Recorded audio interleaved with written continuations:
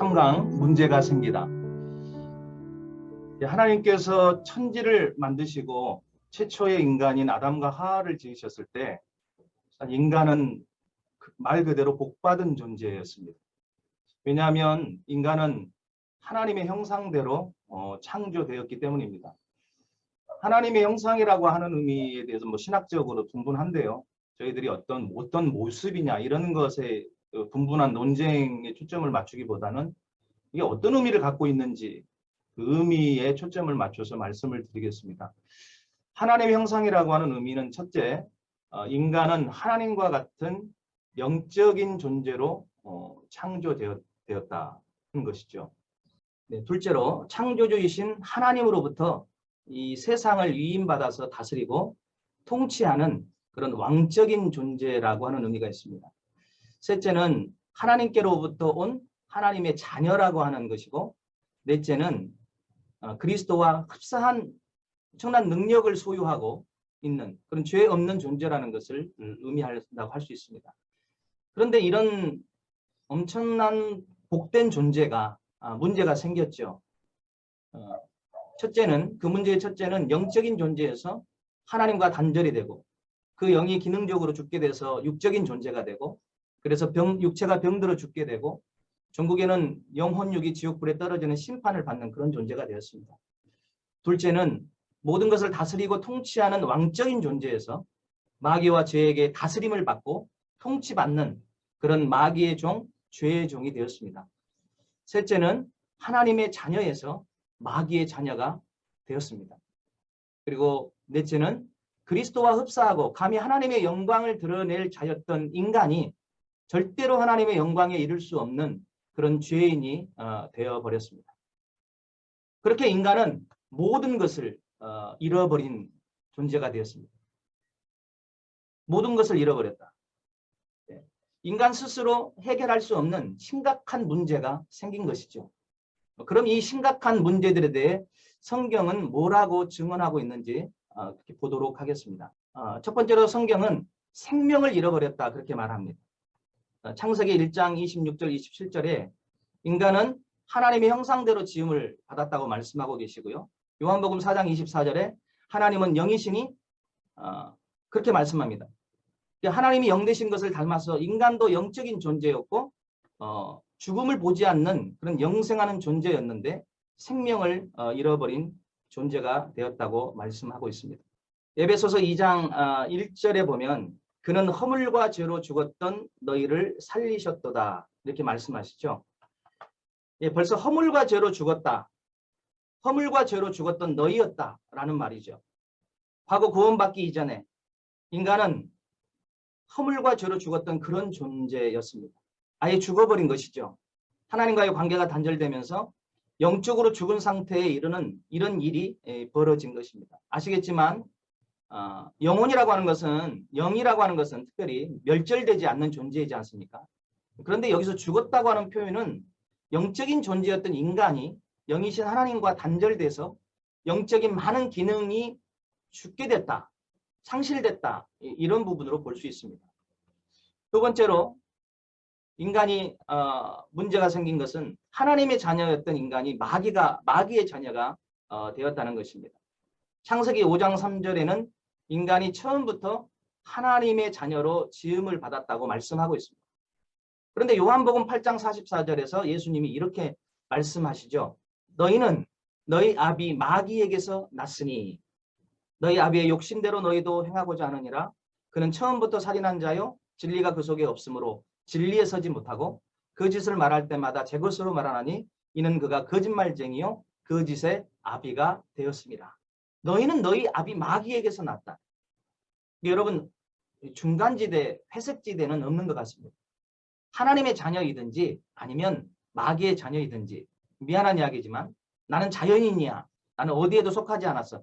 아니요, 하나님의 자녀가 아니면 마귀의 자녀일 수밖에 없는, 이걸 우리 예수님께서 분명하게 말씀하셨습니다. 지금 기독교인들 가운데서도요, 목사님들 가운데서도 많은 분들이 두 부류가 있는 것 같습니다. 한 부류는 사탄 마귀의 존재에 대해서 성경에 있는 대로 명확하게 믿지 않는 분들이 있고요. 마치 창세기를 신화로 생각하는 사탄 마귀 귀신의 존재에 대해서도 신화적 존재처럼 여기고 실제하지 않는 것으로 생각하는 경향들이 점점 많아지고 있습니다. 여러분, 사탄 마귀 귀신들은 아직도 여전히 존재하고 있죠. 그리고 마지막 때가 될수록 더 강하게 성도들을 공격할 것입니다. 그래서 영적인 존재인 사탄 마귀 귀신들의 존재에 대해서 무지하면, 알지 못하면 우리는 100% 당할 수밖에 없지요. 사실 제가 94년도에 남원이라는 곳에 처음 목회로 군 제대하고 전도사로 전임 전도사로 부임을 했어요. 94년도 결혼하고. 근데 그해 3월에 부임을 했는데 4월 5일 식목일이었던 것 같아요. 이제 중고등학생들을 제가 맡고 있어서 중고등부를 데리고 학교에 가가지고 이제 체육대회를 했었습니다. 그런데 갑자기 이제 김밥 때문이었던지 모르겠지만 김밥이 씌었는지 막 식중독 증상이 일어났어요.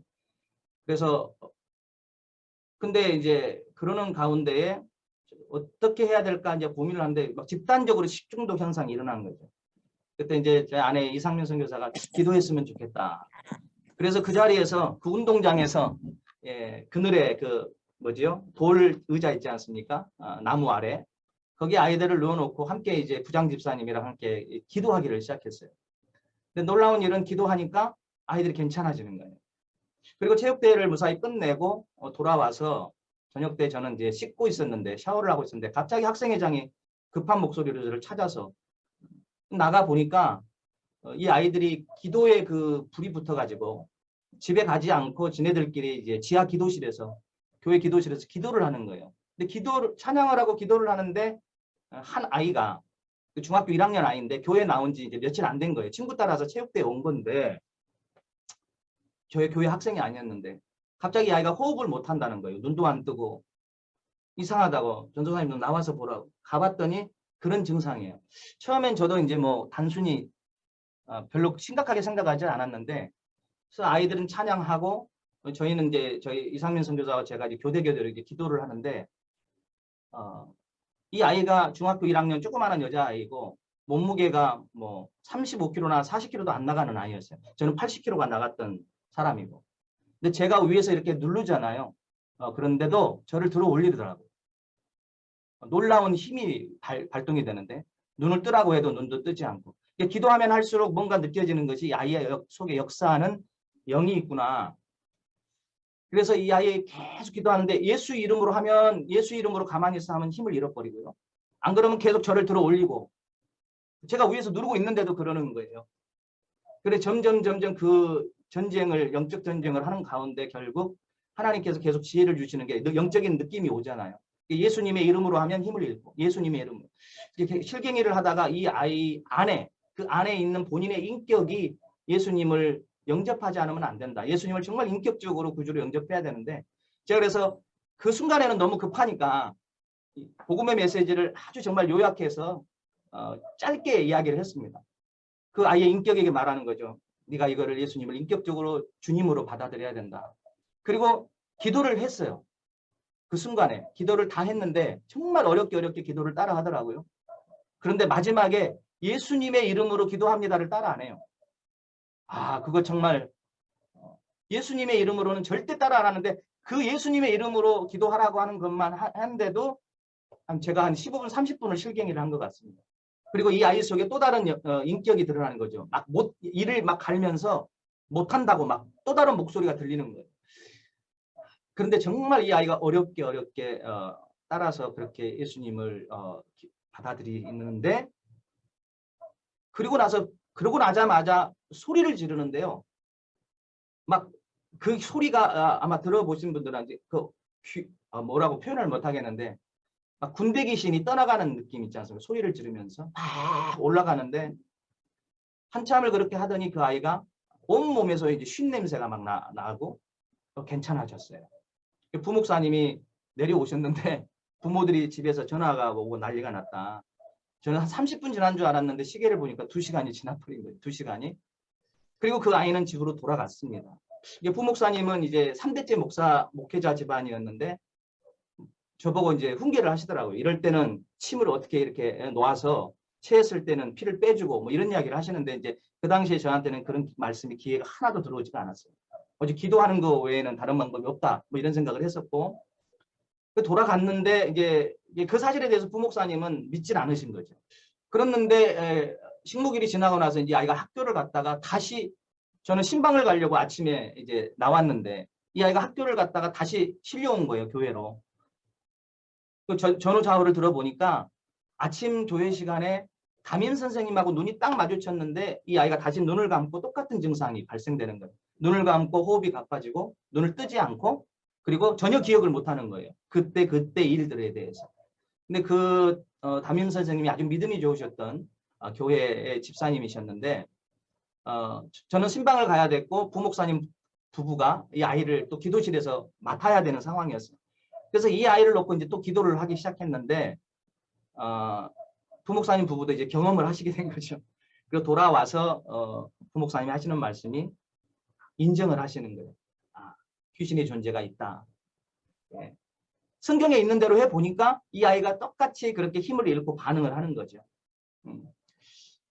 그런 일들이 여러 번 경험이 이제 있게 됐었습니다.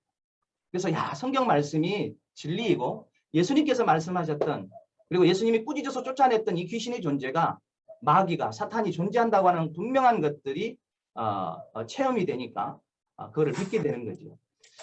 여러분 또 한 부류는요. 아예 그냥 없다고 신화적으로 생각하는 분들만 있는 것이 아니라 여러분 사탄은 원래 정말 거짓말쟁이지 않습니까? 사탄 마귀 귀신을 쫓는다고 하면서 실제로 그런 은사가 나타나고 능력이 나타나요. 근데 의외로 많은 사람이 사탄의 실체를 제대로 모르는 채 이 사탄이 만들어 놓은 프레임 속에 계속 갇혀 있는 것을 보게 됩니다. 그러니까 이런 쪽의 은사를 흔히 우리가 축사의 은사라고 하는데 이런 은사를 가진 목회자나 성도들을 볼 때 나중에는 자꾸 그쪽으로만 흘러가는 거예요. 한쪽으로 치우치는 경향들. 예를 들어서 모든 병과 문제, 그런 우환의 원인을 귀신에게서만 찾습니다. 모든 문제의 원인을 귀신에게서만 찾아요. 그러다 보니까 귀신을 쫓아낸다고 여러분 안찰하다가 결국 그 환자의 온몸에 멍이 들어서 죽게 되는 그런 보도가 그런 기도원에 대한 어떤 그 보도가 방송에도 심심치 않게 나오지 않았습니까? 사탄 마귀 귀신에게 포제션, 다시 말하면 빙의 되는 사람들과 그렇지 않는 사람 사이에는 반드시 구별되는 차이가 있거든요. 빙의 된 사람들은 그때 일어났던 자신의 일을 절대 기억 못합니다. 그렇지 않는 사람은 기억해요. 또 하나의 편향은 문제가 있는 사람들을 바라볼 때 그들 속에 역사하는 악령을 미워하고 대적해야 되는데 그 사람은 자체를 미워해요. 아픈 영혼을 사랑하는 마음으로 해야 되는데 그 사람을 때리고 안찰하고 또 하나는요. 축기하는 것에 만족을 해요. 그 다음 과정으로 안 가는 겁니다. 그 빈집, 심령의 성전 안에 새 주인이신 그리스도 예수님을 분명하게 모시도록 복음을 전하고 가르쳐서 그 명확한 복음을 깨닫고 그 믿음의 반석 위에 주님의 교회가 세워지도록 해야 하는데 거기까지 가지 않는 거예요. 그래서 다시 더 악한 것들이 그 사람 속에 들어와서 더 심하게 만드는 그런 경우들을 봅니다. 또 그런 은사자들이 돈과 명예, 하나님의 영광을 취하는 경우도 많이 보고요. 자신도 모르게 교만해지는 경우도 많이 봤습니다. 거저 받았으니 거저 줘야 되는데 그게 그렇게 쉽지 않은 것 같습니다. 여러분 그 아이도요. 제가 그렇게 영접 기도에 이제 한계가 그런 부분이 있는 건 맞습니다. 했는데 그 아이가 계속 그런 현상이 발생되는 거예요. 또 발생되고 또 발생되고 집에서는 그 아이의 온몸을 벗겨서 학교도 안 보내고 막 물을 찌끄르고 막 이런 식으로 그 아이를 이상하게 보고 제가 나중에 느낀 거는 뭐냐면 그 아이에게 정말 예수님이 어떤 분이신지 그리스도의 의미가 뭔지 이게 정확하게 그 아이에게 들어가서 그 아이에게 명확한 복음이 있고 그 믿음 안에 그 아이가 거하게 될 때 그래서 정말로 예수님을 끝까지 그리스도로서 모시고 살아갈 때 이 아이가 건강한 삶을 살아가지 한 번의 어떤 영접기도도 중요한 부분이 있지만 그 부분으로 영원히 계속 지속되지는 않는다. 그 아이에게 계속 그런 일들이 계속 생겨났거든요. 한 번으로는 그렇게 치유받았지만 또 역사하고 또 역사하는 거예요. 그래서 정말 그리스도의 복음을 제대로 알고 믿는 것이 중요하다. 그리고 끝까지 그것을 붙드는 것이 중요하다. 이것을 제가 알게 됐습니다. 다시 본론으로 돌아가서 사탄에 대해서 여러분 무지한 것도 문제지만 사탄 귀신 이야기만 계속하면서 거기에만 매여 살고 정작 성경이 말하는 대로 깨닫지 못하고 오히려 일평생 사탄 귀신 이야기만 관심을 가진 것도 심각한 문제인 것 같습니다. 복음이신 그리스도 예수님을 증언해서 그 주님을 새 주인으로 모시도록 하면, 그래서 새 주인을 진심으로 인격으로 영접하면 그는 사탄 마귀 귀신에게서 해방되는 거 아닐까요? 예수님이 새 주인으로 그 사람의 심령에 계시기 때문이죠. 즉 성경에 기록된 복음이신 그리스도 예수님을 전하고 믿게 하는 것만큼 중요한 것은 없다고 말씀드리고 싶습니다.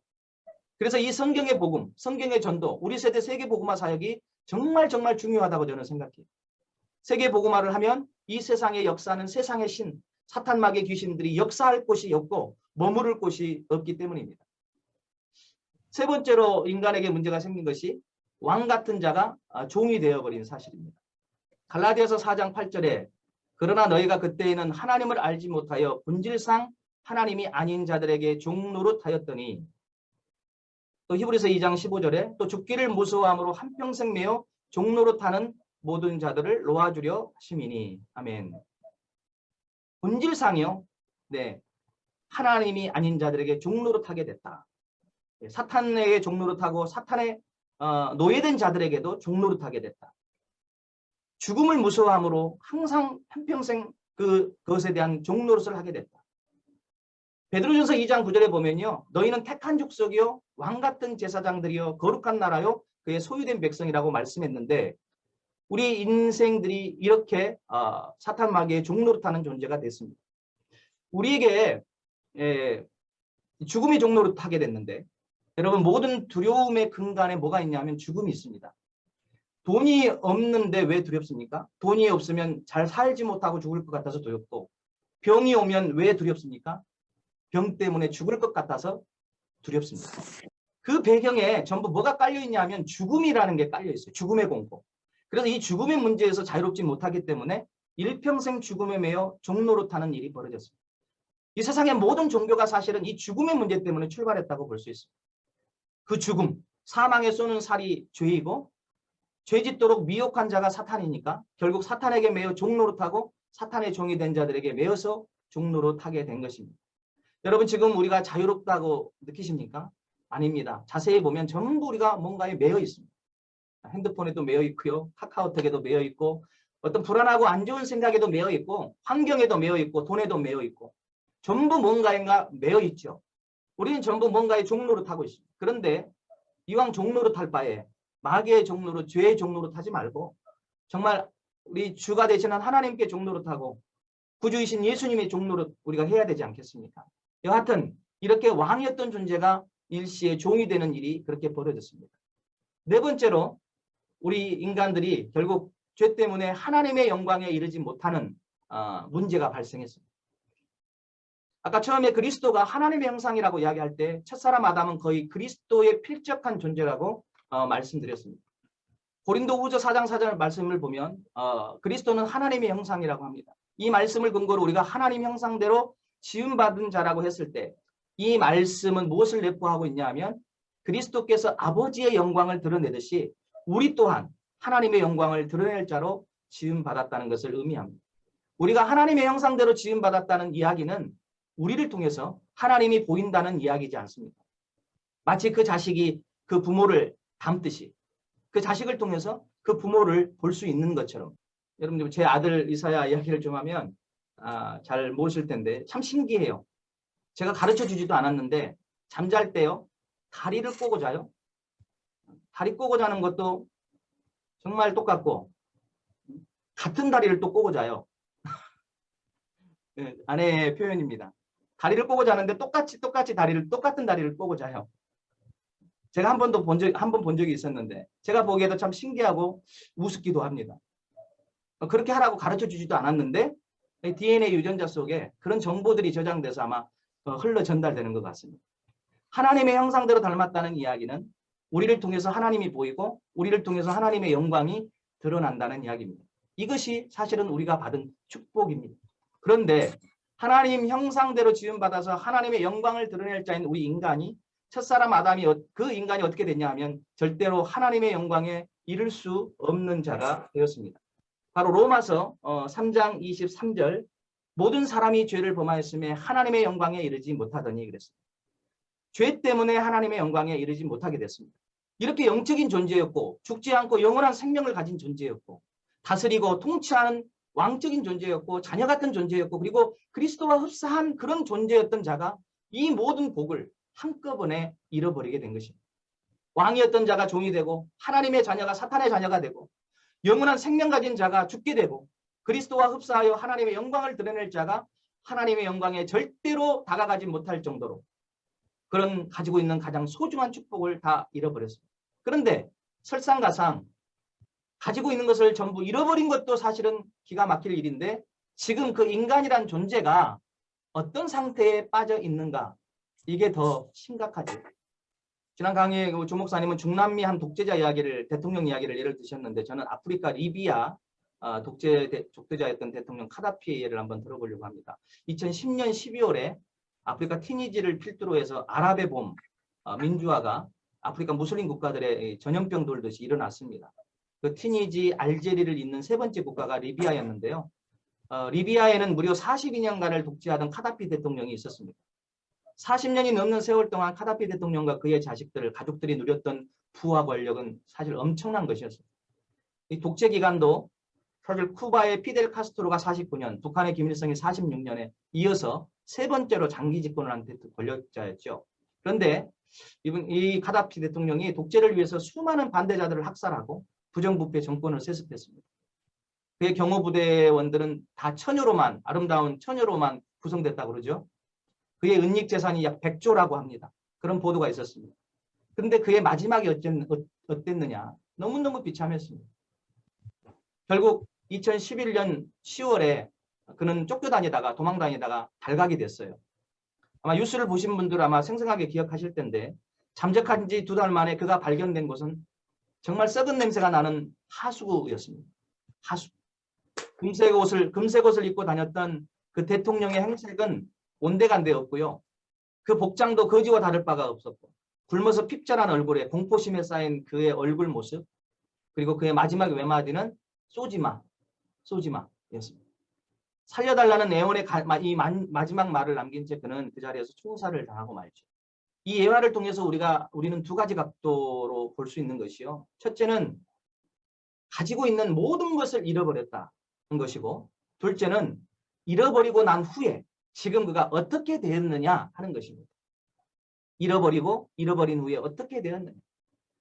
독재자 카다피처럼 우리 인간도 가지고 있던 모든 것을 잃었고 펄펄 냄새나는 하수구 같은 그런 인생을 살고 거린처럼 비참한 인생을 살다가 결국 비참하게 죽게 되는 결국 지옥불에 던져지는 그런 인생이 또 되지 않았는가 하는 것입니다.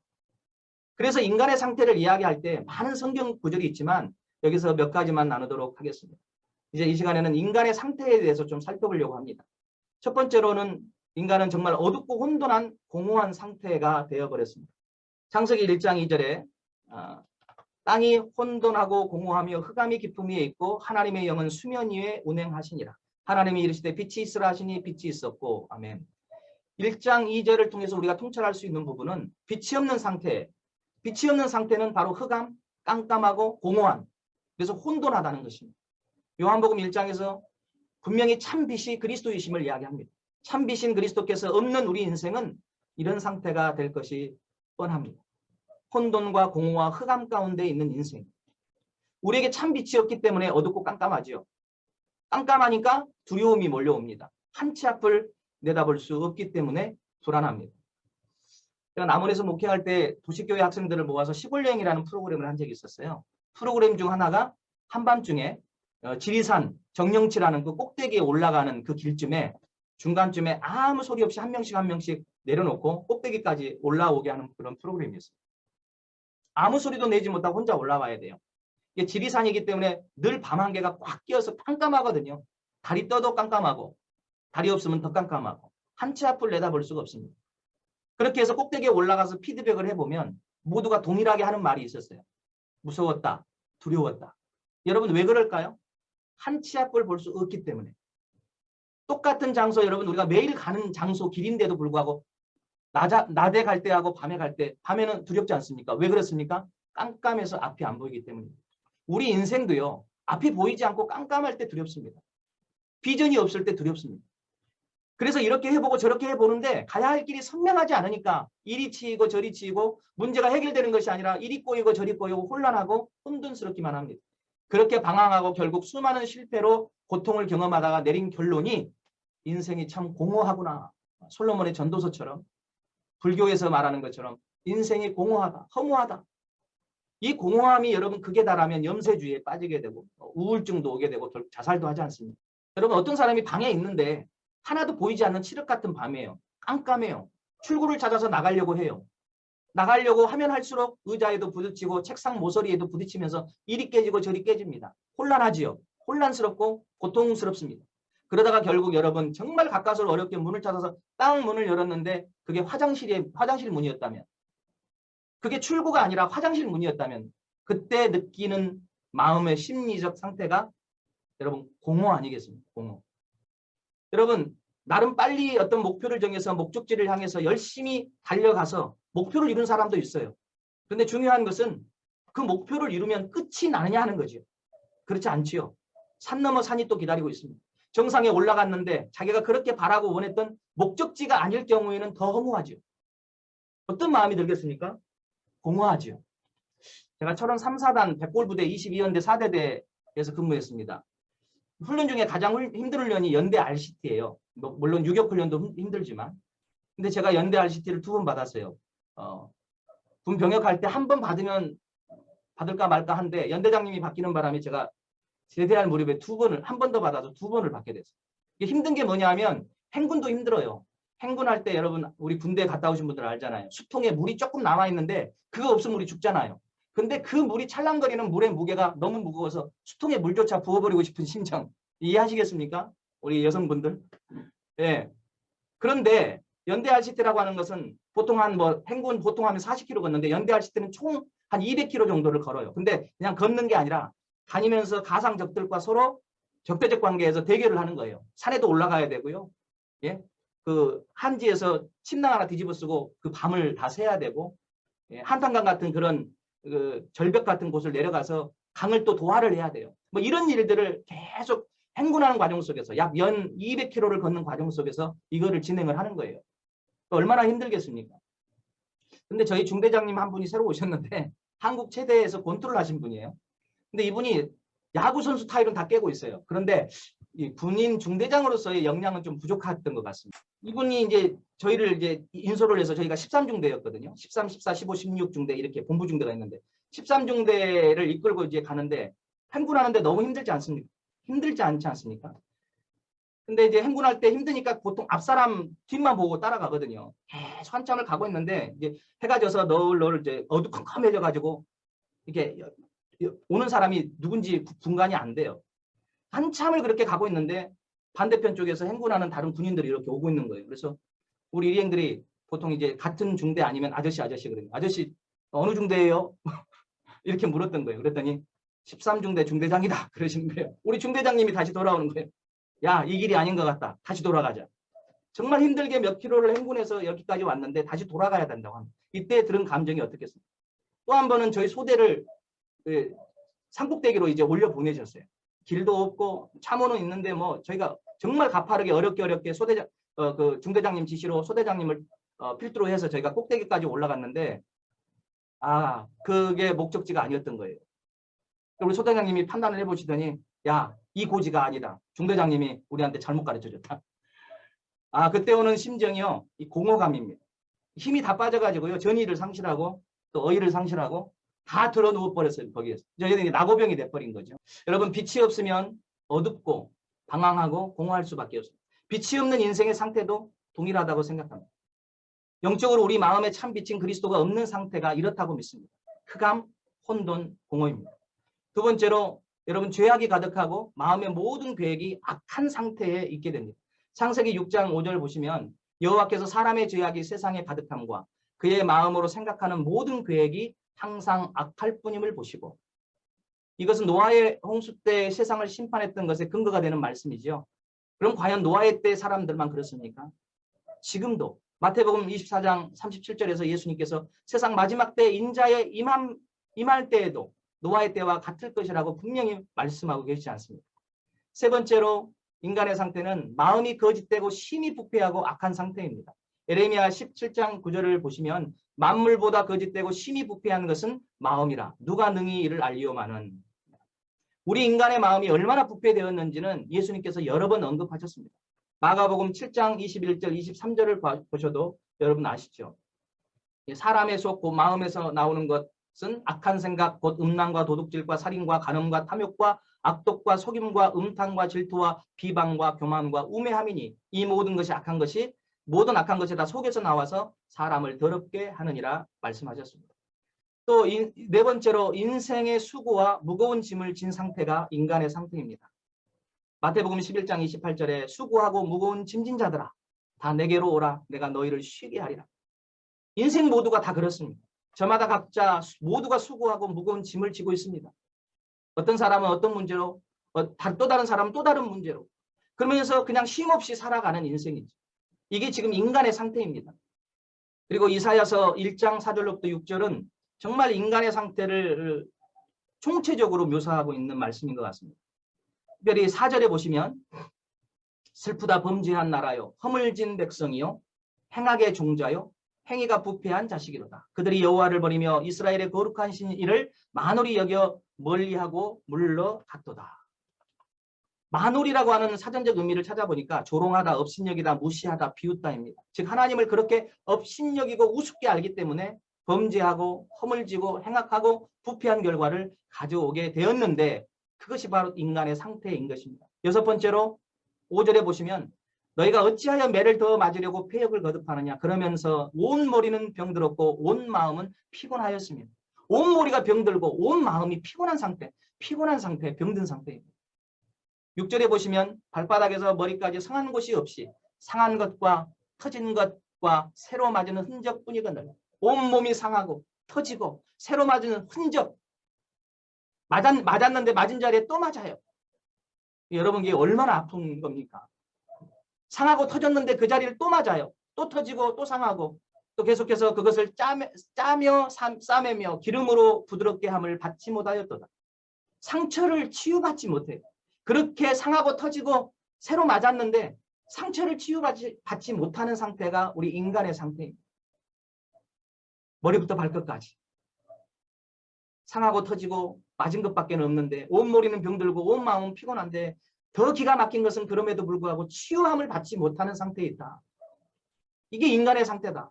그런 상황이라면 상식적으로는 하나님께 더욱 매달리고 고쳐달라고 기도해야 하는데 문제는 더욱더 하나님을 조롱하고 업신여기고 무시하고 비웃는 것을 거듭하고 있다는 것입니다. 선지자 이사야가 너무 안타까워서 사실은 이 말씀을 하고 있지 않습니까?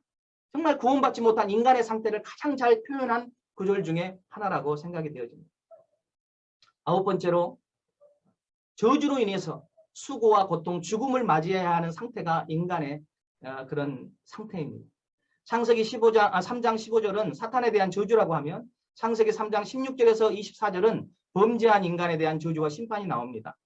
창세기 3장 16절 또 여자에게 이르시되 내가 너에게 임신하는 고통을 크게 더하리니 임신하는 고통이 크게 더해졌습니다.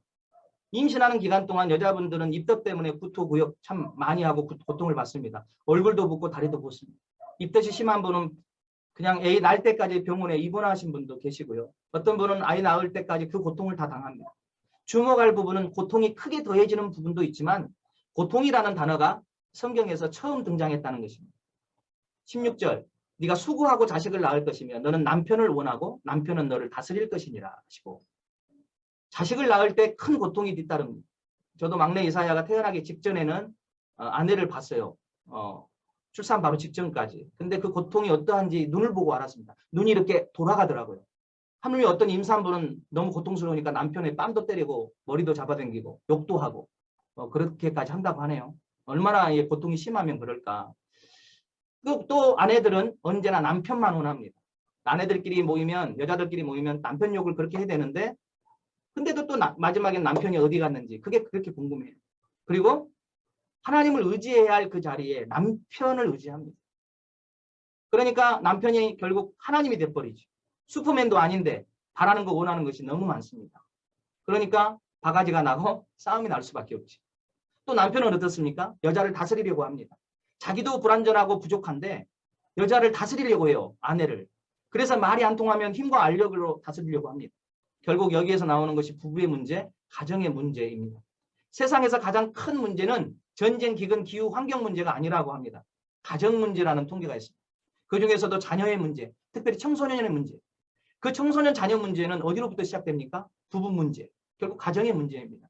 17절에 아담에게 이르시되 내가 네 아내의 말을 듣고 내가 너에게 먹지 말라 한 나무의 열매를 먹었은즉 땅은 너로 말미암아 저주를 받고 그랬습니다. 땅은 너로 말미암아 저주를 받고. 인간이 얼마나 큰 왕적인 존재였는지 이 구절이 사실은 역설적으로 대변해줘요. 인간 때문에 땅이 축복을 받기도 하고 인간 때문에 땅이 저주를 받기도 한다는 것을 알 수 있습니다. 인간이 죄 없이 잘 통치하고 다스리면 자연도 축복을 받고 인간이 죄를 짓고 잘못 다스리면 자연도 저주를 받는다는 의미입니다. 저주의 구체적인 내용이 18절에 나왔는데요. 너는 네 평생에 수고하여야 그 소산을 먹으리라. 땅이 너에게 가시덤불과 엉겅퀴를 낼 것이라. 땅이 좋은 열매를 내는 것이 아니라 가시덤불 엉겅퀴를 내게 되었다. 즉 땅이 오염되었다 하는 것입니다. 오염되면 좋은 열매를 맺을 수 없습니다. 이렇게 땅이 저주를 받을 수밖에 없는 이유는 인간에게 노동이라고 하는 수고의 고통, 그 수고의 저주를 하나님이 주셔야 했기 때문이었습니다. 이 저주의 내용이 사실은 자연환경의 문제, 자연의 오염으로 발생하는 그런 질병의 문제, 기후의 문제, 자연재해 이런 도미노 현상이라고 볼 수 있습니다. 또 네 평생에 수고하여야 그 소산을 먹을 수 있다고 하십니다. 범죄 이전에 노동이 있었죠. 근데 그때의 노동은 각종 동물의 이름을 지어주고 뭐 이런 창조적 노동, 기쁨의 노동이었다고 한다면, 가치 창조의 노동이었다고 한다면, 범죄 이후에 저주를 받은 노동은 단지 밥 먹고 살기 위한 생존을 위한 노동이죠. 밥 먹기 위한 생존을 위한 노동이 되는 순간 모든 가치 창조적 기쁨이 사라지고 마지못해 하는 노동으로 전락되고 맙니다. 지금 우리 인간들의 모습을 보십시오. 다 지금 뭔가를 먹고 살기 위해서 하는 마지못해 하는 노동이지 않습니까? 정말 가치 창조적인 노동을 하는 사람들이 얼마나 되겠어요? 지금 이게 노동의 문제입니다. 지금도 노동자와 계속 사용자가 싸우지 않습니까? 뭐 때문입니까? 돈 때문입니다. 월급 때문에. 그 월급이 왜 그렇습니까? 생존의 문제 때문에. 그 뿌리에 생존의 문제가 자리를 하고 있습니다. 그렇게 땀 흘려야 노동해야 육체의 목숨을 연명할 수 있게 됐습니다. 그게 인간의 상태가 됐습니다. 19절에 네가 흙으로 돌아갈 때까지 얼굴에 땀을 흘려야 먹을 것을 먹으리니 네가 그것에서 취함을 입었습니다. 너는 흙이니 흙으로 돌아갈 것이니라 하시니라. 결국 저주의 하이라이트가 뭡니까? 19절에 죽음입니다. 죽음. 흙으로 돌아갈 때까지. 흙이니 흙으로 돌아갈 것이니라. 인간이 너희가 죽을 때까지 노동을 쉬지 못할 것이다. 노동해야 너희가 먹고 살 것이다. 노골적으로 저주하시죠. 그리고 범죄로 에덴에서 쫓겨나 저주받은 땅을 경작하는 노동을 시작한 이후로 절대 에덴의 생명나무의 열매를 따먹지 못하게 만들었습니다. 절대로 영생할 수가 없지요. 즉 예수님 외에 영생의 문제를 해결하려고 인간이 그 생명나무에 손을 대었다가는 두루두른 하염검에 해를 받게 되는 결과가 초래될 것이라고 24절에서 경고하면서 창세기 3장이 끝을 맺습니다. 오늘날 여러분 인간들이 과학기술을 통해서 유전자를 조작하고 치유와 재생 능력이 아주 뛰어난 동물들 유전자와 결합하는 일들도 지금 벌이고 있죠. 생명체를 인공적으로 복제하잖아요. 만들어내잖아요. 영원히 살기 위해 또 인조 사이보그 인간도 만들어내잖아요. 뇌만 살아있으면 모든 것을 기계로 대체할 수 있는 그런 과학기술의 문명의 시대를 저희가 살고 있습니다. 근데 이런 것들을 보면 마치 이런 것들이 생명나무에 영생하기 위해서 영원히 살기 위해서 생명나무에 손을 대는 일이 아닐까. 과학의 바벨탑을 쌓는 것이 아닐까 이런 생각이 들 정도입니다. 여러분 창세기 3장 16절에서 24절은 인간이 경험할 수 있는 모든 인생 문제를 요약해서 언급하고 있습니다. 근데 여기서 정말 중요한 것은 저주의 결과보다 저주의 본질입니다. 어떤 본질적인 문제 때문에 이런 결과가 초래되고 있죠. 그래서 현상을 논하기 전에 이 현상이 일어날 수밖에 없는 그 뿌리에 본질이 뭐가 있느냐. 이 부분은 4강 문제의 본질에서 이제 다루게 될 것입니다. 열 번째로 여러분 인간은 어떤 상태예요? 심판을 받아야 되는 상태입니다. 히브리서 9장 27절을 보면 한 번 죽는 것은 사람에게 정해진 것이요 그 후에는 심판이 있으리니 결국 죽게 되고 영원한 심판을 받게 됩니다. 마태복음 25장 41절에 보면 또 왼편에 있는 자들에게 이르시되 저주를 받은 자들아 나를 떠나 마귀와 그 사자를 위하여 예비된 영원한 불에 들어가라. 저주를 받은 자들아, 예비된 영원한 불에 들어가. 영원한 지옥불 심판에 대해 성경은 분명히 이야기하고 있어요. 예수님이 하신 말씀입니다, 여러분. 예수님은 사랑의 화신이시잖아요. 사랑의 화신. 절대 사랑의 화신. 그것 때문에 십자가를 지셨잖아요. 근데도 그 예수님마저도 분명히 지옥과 지옥 불심판에 대해서 여러 번 언급하셨다는 사실을 아셔야 됩니다. 세 번째로, 여러분, 마지막 세 번째로, 그럼 문제는 도대체 어디로부터 시작됐느냐? 복된 모든 것을 잃어버리고 이렇게 비참한 상태에 빠진 이유가 뭘까? 문제는 어디로부터 시작됐을까? 첫 번째로, 하나님께서 주신 언약. 하나님은 우리 인간에게 언약을 주셨거든요. 창세기 2장 16절에서 17절을 보면, 여호와 하나님이 그 사람에게 명하여 이르시되 동산 각종 나무의 열매는 네가 임의로 먹되 선악을 알게 하는 나무의 열매는 먹지 말라. 네가 먹는 날에는 반드시 죽으리라 하시니라. 말씀 자체이신 하나님께서 먼저 말씀인 약속을 우리에게 주셨습니다. 얼마나 이게 복된 일입니까? 하나님께서 인간에게 약속을 주셨다. 보통 일이 아닙니다. 엄청난 이야기죠. 사람과 사람 간에도, 회사와 회사 간에도 법인과 법인끼리 약속을 어떻게 합니까? 문서 형태, 계약 형태로 하죠. 계약서를 작성합니다. 계약은요, 동등한 입장의 당사자들이 보통 하는 것이 계약이죠. 동등한 입장에 있는 나라와 나라 사이에 하는 것이 계약이죠. 주인과 종 사이에 계약은 필요 없습니다. 오직 명령만 하고 따라야 됩니다. 근데 잘하면 그만, 보통이 그만이고, 못하면 매 맞고 옥에 갇히고 그렇지 않습니까? 죽기도 하고. 그런데 하나님께서는 우리 인간을 그런 존재로 취급하지 않았어요. 계약을 맺는 존재로 대우하셨어요. 그래서 우리에게 언약을 주신 겁니다. 자유의지로, 너의 자유의지로 스스로 복과 저주를 선택해서 결정해라. 그래서 약속이라는 이 행위 속에는 엄청난 의미가 들어있는 거죠. 그리고 그 약속은 유일한 약속이었습니다. 하나밖에 없는 딱 한 가지 약속이었어요. 굉장히 지키기 쉬운 약속이었다는 거죠.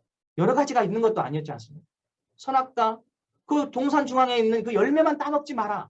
여러분, 선악과가 중요해서 그럴까요? 야, 선악과가 너무 비싸고 너무 소중하니까 이건 네가 그래서 따먹지 말라고 했을까요? 아니지요. 우리를 사랑하셔서 그러신 거예요. 하나님은 하나님의 형상대로 창조한 인간 아담과 아버지와 아들의 관계, 하와와 아버지와 딸의 관계를 가지기를 원하셨어요. 그것을 위해 요구되는 것은 언약, 그리고 자유의지를 통한 자발적 순종이었습니다. 주인과 종의 관계는 자유의지 발동되지 않습니다.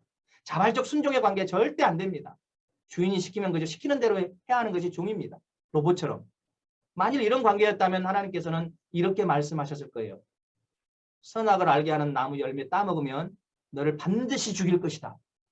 아마 로봇처럼 생각했다면 이렇게 말하셨을 거예요. 이럴 때 하나님께서 중요한 것은 선악을 알게 하는 나무 열매죠. 그러나 하나님께서는 그런 관계를 원하시지 않으셨고 그 선악과 나무가 아닌 그 아들, 딸, 자녀가 너무 중요하기 때문에 자발적 순종을 요구하는 약속을 주신 겁니다. 그래서 아담에게 이렇게 말씀하시죠. 동산 각종 나무의 열매는 네가 임의로 먹되 선악을 알게 하는 나무의 열매는 먹지 말라. 네가 먹는 날에는 반드시 죽으리라. 네가 임의로 먹되 네가 먹고 싶은 거 네 맘대로 먹어라. 그런데 딱 한 가지 선악과만 먹지 마라. 만약 네가 먹는 날에는 반드시 죽게 될 거란다. 내가 반드시 죽일 거야가 아닙니다. 만약 네가 먹는다면 반드시 죽게 될 거야.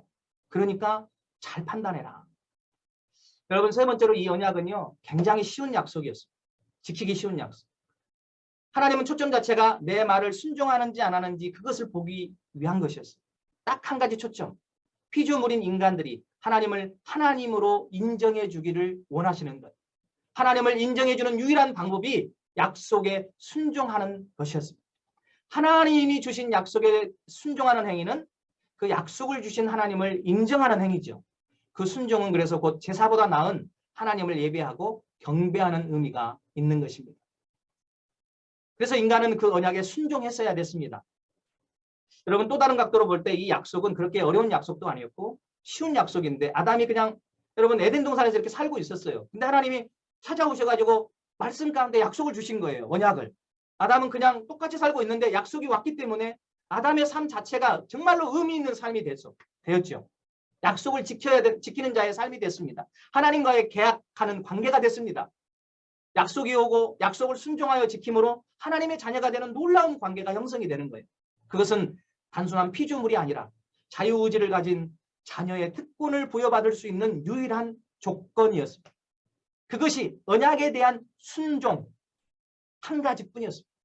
이것을 생각할 때 이 언약과 순종이라는 것이 얼마나 엄청난 축복의 사건이고 은혜인지 모릅니다. 그런데 인간이 어떻게 합니까? 결국 언약을 깨뜨리죠. 유일한 그 쉬운 약속을 어기는 일이 벌어집니다. 그 약속을 깨뜨린 내용이 우리가 잘 알듯 창세기 3장에 잘 나오고 있습니다. 제일 중요한 것은 창세기 3장 1절에 인간이 그 약속을 어기는 범죄를 저지르기 이전에 인간이 범죄하게 된 배경이 있었다는 거죠. 배경. 그 배경의 첫 번째가 뭡니까? 사탄의 속임이었습니다. 사탄 때문에 그 약속을 깨뜨리게 됐어요. 배후의 존재가 사탄입니다. 분명히 사탄의 속임이 있었습니다. 창세기 3장 1절 보면 그런데 뱀은 여호와 하나님이 지으신 들짐승 중에 가장 강교하니라. 뱀이 여자에게 물어 이르되 하나님이 참으로 너희에게 동산 모든 나무의 열매를 먹지 말라 하시더냐. 이 뱀은 요한계시록 12장 20장에도 언급되어 있습니다. 옛뱀, 그 사탄이라고도 하고 마귀라고도 언급되어 있습니다. 분명히 여러분 사탄입니다. 중요한 것은 지금 인간을 속이는 데에 사탄이 역할을 했다는 것이고 인간이 미혹되어 불순종하고 범죄하는 배후 조종자의 역할을 했다는 것입니다. 누구를 먼저 미혹하냐 하면 하와를 먼저 미혹합니다. 왜 그럴까요? 우리가 알 수 있는 것 한 가지는 하와가 이 약속의 의미를 정확히 몰랐던 것입니다. 하나님과 아담이 맺었던 이 약속의 의미를 정확하게 몰랐다는 거죠. 그래서 사탄은 그것을 알고 교묘하게 하와에게 접근합니다. 창세기 2장 16절 17절에 하나님께서 주신 약속과 창세기 3장 1절에 대한 대답으로서 창세기 3장 2절 3절에 하와의 대답을 비교해 놓고 보면 정말 여러분 뭔가 빠지고 더해진 게 있습니다. 그래서 이런 의미로 볼 때 하와는 하나님이 아담에게 주신 언약에 대해서 정확하게 몰랐다. 그렇게 볼 수 있겠습니다. 사탄은 너무나 교활하고 지능적이었습니다.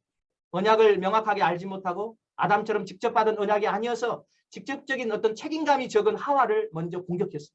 거기에 하나님의 말씀을 교묘하게 하나님 말씀을 왜곡시키고 그러면서 질문을 던집니다. 참으로 너희에게 동산 모든 나무의 열매를 먹지 말라 하시더냐. 하나님은 뭐라고 말씀하셨죠? 동산 각종 나무의 열매는 임의로 먹되 선악을 알게 하는 나무의 열매는 먹지 말라 하셨는데 사탄은 그 질문을 교묘하게 틀어버립니다. 동산 모든 나무의 열매를 먹지 말라 하시더냐. 여러분 악마는 디테일이 있다고들 흔히 말하지 않습니까? 디테일에 들어가면 정말 이게 문제가 심각합니다. 마귀가 40일 금식간 예수님을 시험할 때도 예수님이 첫 번째 유혹에서 하나님 말씀으로 그 유혹을 이기니까 마귀가 두 번째부터는요. 성경에 있는 시편에 있는 하나님 말씀을 들먹이면서 예수님을 시험해요. 이렇게 교묘합니다. 두 번째로 왜 언약을 깨뜨립니까? 사탄 때문에 깨뜨렸고 두 번째로 알지 못해서 깨뜨렸습니다. 하와는 아담에게 주신 하나님의 언약의 말씀을 제대로 알지 못하고 있음이 사탄의 질문에 대한 그녀의 대답에서 증명되고 있습니다. 창세기 2장에서 3절 보면 3장 2절 3절 보면 여자가 뱀에게 말하되 동산나무의 열매를 우리가 먹을 수 있으나 여기까지는 맞지요? 동산 중앙에 있는 나무의 열매는 하나님의 말씀에 너희는 먹지도 말고 만지지도 말라. 너희가 죽을까 하노라 하셨느니라. 하와는 하나님이 아담에게 주신 말씀에 대해 자기 생각을 추가시키고 왜곡시키고 있어요.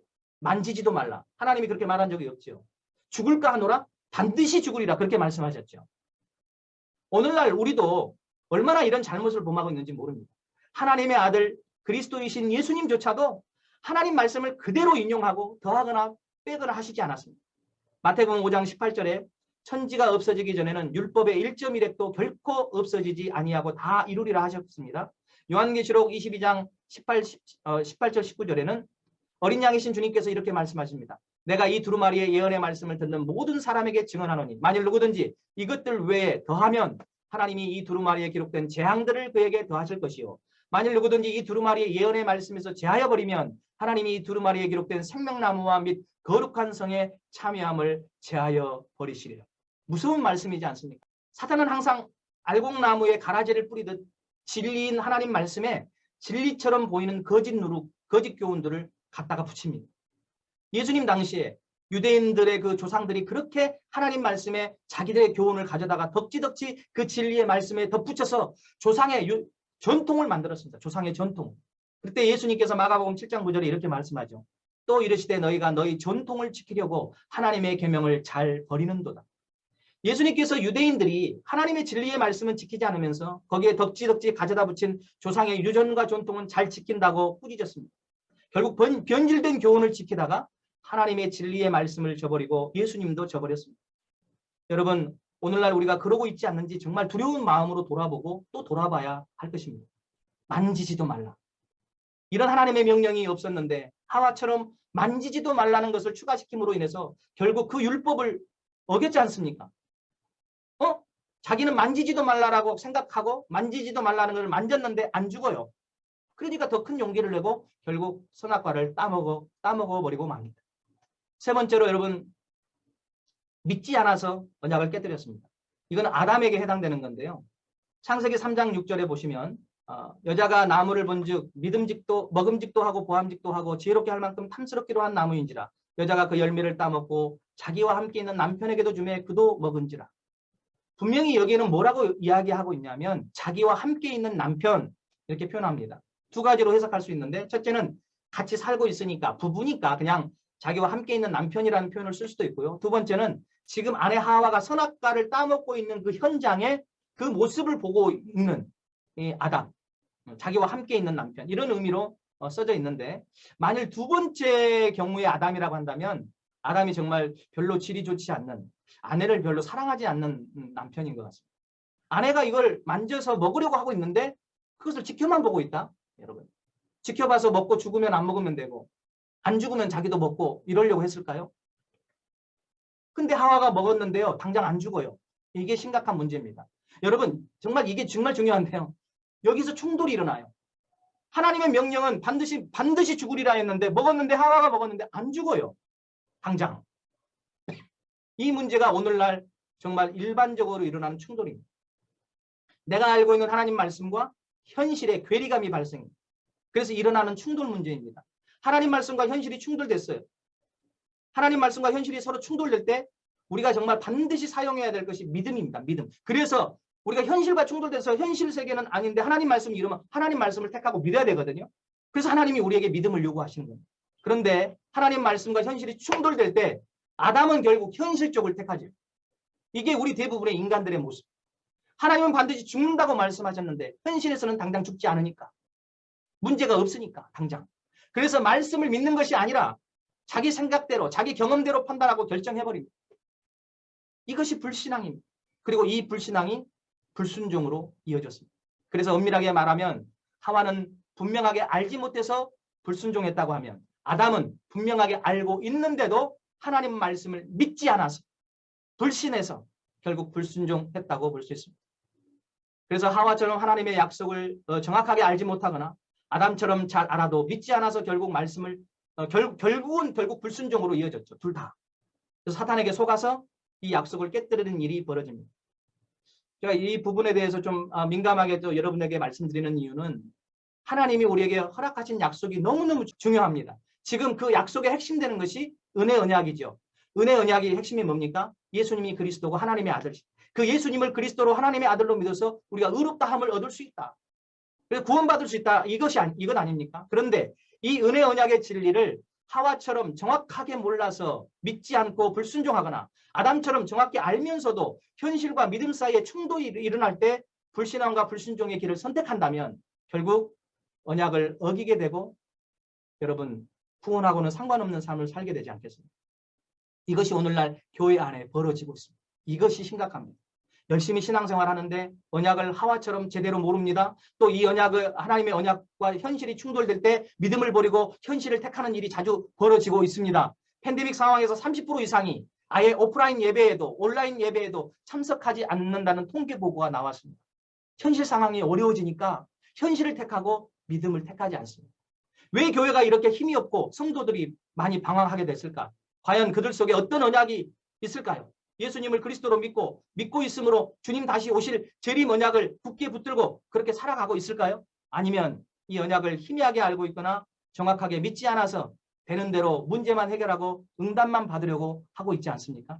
솔직히 고백합니다. 저도 우리 세대 세계복음화 사역을 만나기 전까지는 말은요, 설교는요, 예수님 재림 준비하자고 하고 실상은 제 마음속에서는 너무나 그게 희미하고 어떨 때는 예수님 오시기 전까지 큰 환란이 또 기다리고 있으니 아예 두렵기도 하고, 그래서 예수님이 아예 오시지 않았으면 좋겠다, 그런 생각을 한 적도 꽤 많았어요. 아예 내가 죽고 난 이후에 오시던가, 이렇게. 이게 아마 많은 목사님, 아마 선교사님들도 이런 생각 속에 있는 분들도 많지 않을까 싶어요. 뭔가 큰 방향에서 잘못 벗어났다는 느낌입니다. 지금 아담과 하와는 바로 이 언약의 실패에서 모든 문제가 왔습니다. 그러니까 언약의 실패에서 모든 문제가 왔어요. 그러니까 사단에게 속고 죄를 범하고 불순종하고 하나님과 떠나서 하나님과 관계가 단절돼서, 그래서 모든 문제가 왔다고 말씀드릴 수 있습니다. 또 한편으로는 하와 아담처럼 하나님이 주신 약속을 제대로 알지 못하고 믿지 않아서 그 약속을 깨뜨림으로 모든 문제가 왔다고 볼 수 있습니다. 사실 본질은 똑같은 이야기인데 다른 측면에서 접근한 거죠. 성경은 여러분 언약의 책입니다. 구약 신약이라는 약속의 책입니다. 이 약속을 우리가 붙들고 있는가? 다른 말로 이 약속을 정확하게 알고 있는가? 그리고 정확하게 믿고 있는가? 정확하게 알지 못하고 정확하게 믿지 않으면 우리 또한 언약을 놓칠 수밖에 없습니다. 언약을 놓치는 순간 사탄과 악의 세력은 틈을 교묘히 타고 들어오는 물처럼 우리 속에 들어와 불신앙의 누룩을 심겨놓고 우리 신앙을 부패시키고 변질시킬 것입니다. 모든 문제가 언약을 놓치는 순간 오게 돼 있습니다.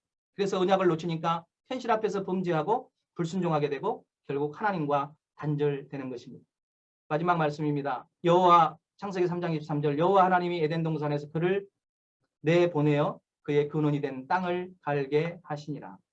결국 하나님과 함께 거닐며 대화 나누던 에덴의 동산에서 쫓겨났고 단절되는 사건이 벌어졌습니다. 하나님과 대화가 끊기고 사단의 유혹의 음성은 더 크게 들리고 미혹되어 결국 우리는 하나님 주신 모든 축복을 잃어버리고 지금 이렇게 비참한 상태에 머무르게 됐습니다.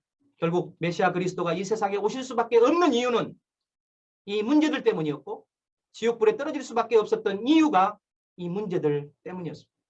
다음 4강에서 이 문제의 본질에 대해서 사탄, 죄, 하나님과의 단절이라는 부분을 더 자세히 들을 수 있을 것입니다. 기도하겠습니다. 하나님, 우리가 구원받을 수 없는 문제를 하나님의 언약의 말씀인 성경을 통하여 분명히 확실하게 깨닫고 오직 이 문제를 해결하신 메시아 그리스도 예수님만 굳게 믿고 순종하게 하옵소서. 그리스도 예수님의 이름으로 기도드렸습니다. 아멘.